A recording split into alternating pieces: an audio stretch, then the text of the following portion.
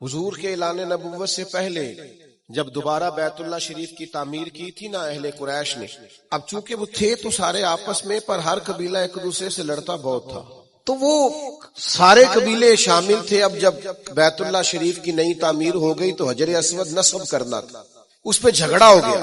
ایک قبیلہ کہتا ہے میں نے نصب کرنا ہے، دوسرا کہتا ہے میں نے نصب کرنا ہے، تیسرا کہتا ہے میں نے کرنا ہے۔ اور کچھ تو ایسے تھے جنہوں نے پیالے میں خون ڈال کے بیچ میں ہاتھ رکھ کے قسمیں بھی اٹھا لی کہ اگر ہم نہیں کریں گے تو کرنے بھی نہیں دیں گے، فساد ہوگا۔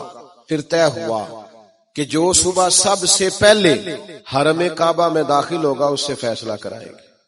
کمال کی بات یہ کہ سب سے پہلے حرم کعبہ میں رسول رحمت تشریف لائے۔ انہوں نے کہا جی یہ ہمارا فیصلہ کر دیں کہ حجر اسود کس قبیلے نے نصب کرنا ہے۔ سرکار نے چادر بچھائی، حجر اسود اس میں رکھا، فرمایا سارے قبیلے ایک ایک کونا پکڑ لو۔ وہ سب نے ایک ایک کونا پکڑ لیا۔ جب حجر اسود کے قریب گئے تو محبوب نے وہاں سے اٹھا کے حجر اسود والی جگہ پہ رکھا۔ اب چاروں طرف دیکھا تو سب کو یوں ہی لگ رہا تھا میں اٹھا کے لایا ہوں۔